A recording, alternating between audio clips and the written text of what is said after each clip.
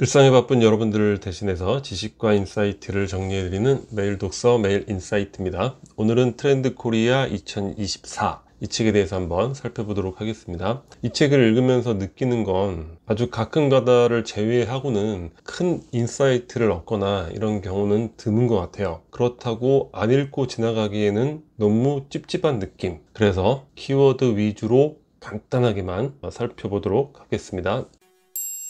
분초 사회라는 키워드인데, 이거는 우리가 과거에는 돈, 그러니까 비용이나 가격 이런 거를 더 중요시 여겼죠. 그러니까 시간은 막 써도 되는 거예요. 시간을 써서 비용을 아끼자, 가격을 싸게 사자, 이런 개념이 되는 건데, 이제는 변하고 있다는 거죠. 비용과 가격보다도 시간이 더 중요해진다. 일종의 비용적인 면에서 넉넉해서 그럴 수도 있고, 여러 이유가 있을 수 있겠죠. 사회적으로 보여지는 모습은 일단 시간 절약. 이 책에 나온 내용은 아니지만 우리 고속도로 타다 보면 하이패스가 요즘에 바뀌었잖아요.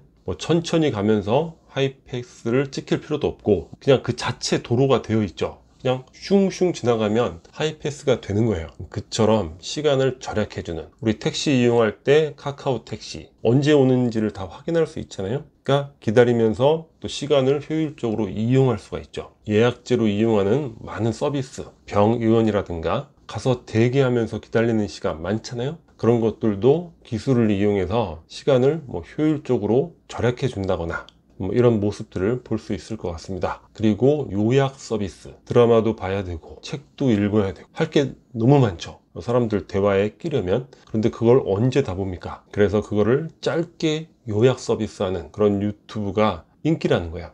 책도 그 두꺼운 책을 언제 다 보는가. 물론 좋은 책, 중요한 책은 직접 읽는 게 당연하고 굉장히 중요하겠죠. 하지만 그 많은 책들 다 볼 수는 없으니까 그런 것들을 요약해주는 서비스가 유행을 하고 있다. 그리고 대행 서비스. 우리나라는 대행 서비스에 대한 개념이 약하단 말이에요. 그러니까 눈에 보이는 물건을 사지 않고 비용을 낸다, 무슨 도둑놈이다, 이런 식의 생각이 과거에는 많았죠. 그리고 대행 받을 바에는 직접 검색하고 직접 알아봐서 그걸 아끼자, 이런 모습이 많았는데 실제로는 그게 더 손해가 된다, 이런 것들을 느끼는 거죠. 그 직접 검색, 발품 팔고 이런 게 내 시간이 더 아깝구만. 그리고 대행은 아무래도 전문적이잖아요. 제대로 알고 이용하는 대행이 훨씬 효과적이다.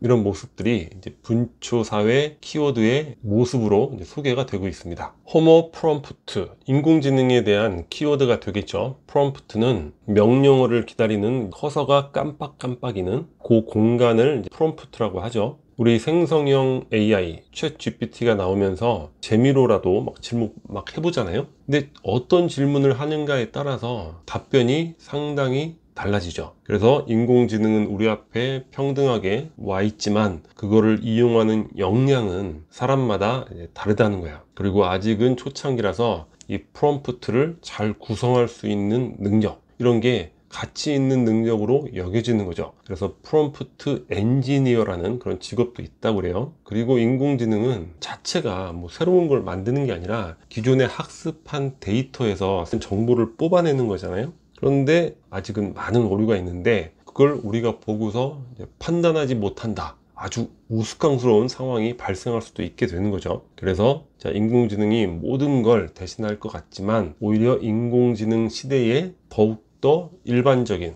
우리가 개인적으로 학습해야 되는 그런 광범위한 지식의 필요성이 더 높아진다, 이런 역설도 이야기를 하고 있습니다. 지금이야 프롬프트 엔지니어, 인터넷 검색 초기에는 그 검색사라는 직업도 있었던 것 같아요. 하지만 시간이 지나면서 아주 보편적으로 인터넷을 검색하고 이용하게 됐잖아요. 일종의 AI도 그런 과정을 밟아가지 않을까, 그런 생각을 개인적으로 해보게 됩니다. 육각형 인간이라는 키워드인데 생활의 너무 많은 부분들이 SNS를 통해서 이루어지기 때문에 SNS는 안 할 수가 없어요. 내가 무슨 사업을 하겠다, 그걸 홍보를 하겠다, 그러면 기존에 블로그라든가 인스타그램이라든가 유튜브라든가 뭔가 해본 경험이 있어야지 그것도 효과적으로 홍보에 이용할 수 있는 것이고, 그런 차원에서 사실 젊은 시절에는 반드시 SNS를 꼭 해야죠. 기능적으로 그런 것들을 잘 이용하기 위해서라도. 그런데 이 비교놀이가 문제가 되는데, 이 비교놀이가 지금은 어디까지 왔는가? 육각형 인간까지 왔다는 거예요.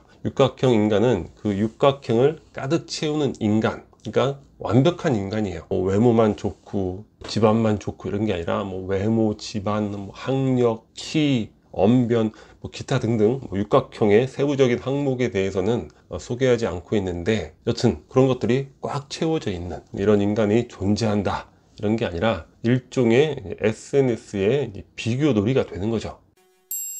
버라이어티 가격 전략, 가격을 다양화 시킨다는 거예요. 자, 시간에 따라서 비수기, 성수기, 이거는 뭐 최근 개념이 아니라 아주 예전부터 그랬죠. 항공요금, 비수기, 성수기. 또 채널에 따라서 이 채널에는 좀 싸게, 저 채널에는 좀 더 비싸게, 고객 취향에 따라서 육류 소비를 많이 하는 고객이면 육류 쿠폰을 막 날리고, 야채 소비를 많이 하면 야채 할인 쿠폰을 날리고, 이렇게 고객 취향에 따라서 가격을 달리하고, 또 옵션에 따라서 달리하고, 뭐 이것도 늘 존재했던 거죠. 자동차 옵션에 따라서 가격이 굉장히 차이가 나잖아요. 하여튼 뭐 새로운 개념은 아닌데, 중요한 건 과거에는 경쟁이라고 하면 무조건 막 저가 공세를 막 피는 것, 이거를 하나의 전략으로 생각했는데, 이 저가 공세라는 거는 사실 그냥 공멸이에요. 공멸. 내가 저가 공세를 펴서 저걸 망가뜨리면 내가 잘 되겠지, 뭐 그런 거 없습니다. 그러면 그 다음에 또 누가 저가 공세를 피는 거죠. 그 분야 자체가 아예 같이 망하게 돼요.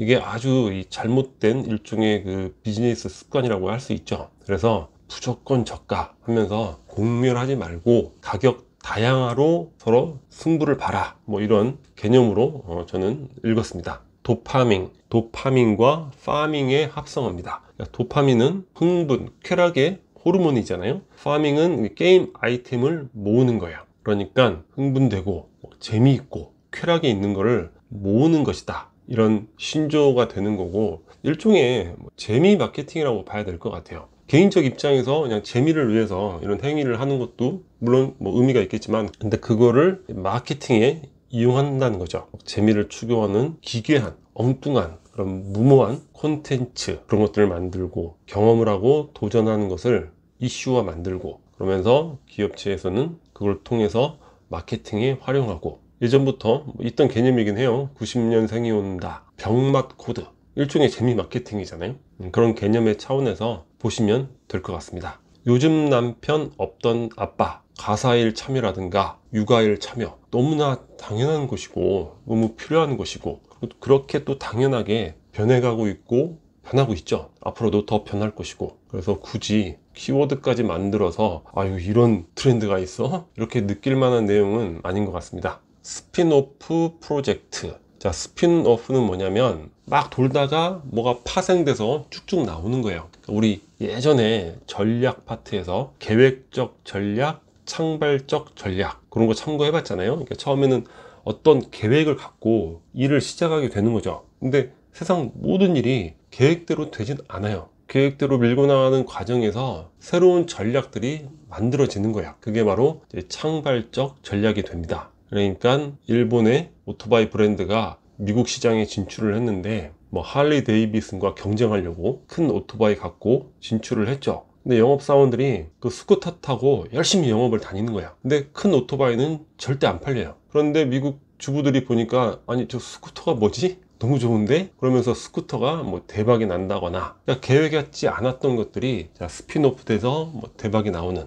이 파생 프로젝트가 오히려 더 잘 되는 이런 경우가 많죠. 그런 개념이라고 보시면 될 것 같습니다. 영화의 게임화라든가, 또 어떤 브랜드가 계속 파생 브랜드를 만든다거나, 또 기술이 또 새로운 신기술로 이용된다거나, 또 대기업에서 사내 벤처를 만들어서 조직을 스피노프해서 성공한다거나, 뭐 이런 것들을 의미할 것 같습니다.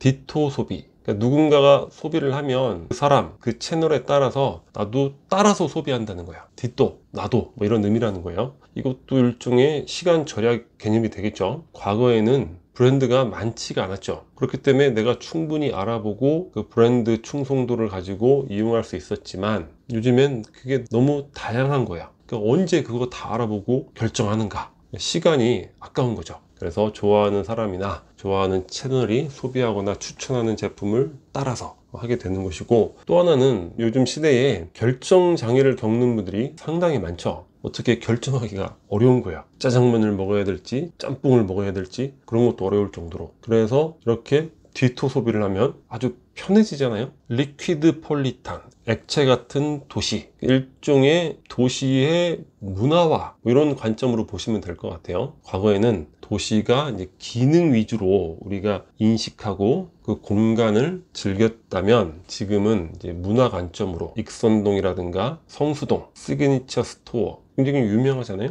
이런 식으로 어떤 문화적 특징을 잡아서 도시의 특정 지역을 발전시켜 나가는 이런 개념이라고 보시면 될 것 같습니다. 우리가 개인적 차원에서 특별히 응용할 만한 내용은 아닐 것 같아요. 마지막으로 이제 돌봄 경제인데, 이것도 올해만의 문제가 아니라 이건 뭐 메가 트렌드가 되는 거죠. 인구 고령화가 되고 있기 때문에 돌봄 경제가 뭐 미래의 유망 산업이고, 일자리의 질은 어떨지 몰라도 일자리가 확실하게 지속적으로 증가할 분야가 돌봄 경제가 되는 거죠. 그리고 우리가 핵 개인화되면서 파편화되면서 정서적으로 불안한 뭐 이런 경우가 많은데, 그런 경우도 이제 상호 돌봄, 일종의 이제 책에서는 관계 돌봄이라고 되어 있는데, 인구 고령화 이게 핵심이고, 또 하나는 파편화로 인해서 서로를 이렇게 연결해주는, 그러니까 IT 매칭 서비스, 뭐 그런 것들을 많이 소개하고 있는 것 같습니다. 오늘 영상은 여기서 마치도록 하겠습니다. 키리커처가 구독 버튼이고요. 구독과 좋아요 많이 부탁드리겠습니다. 감사합니다.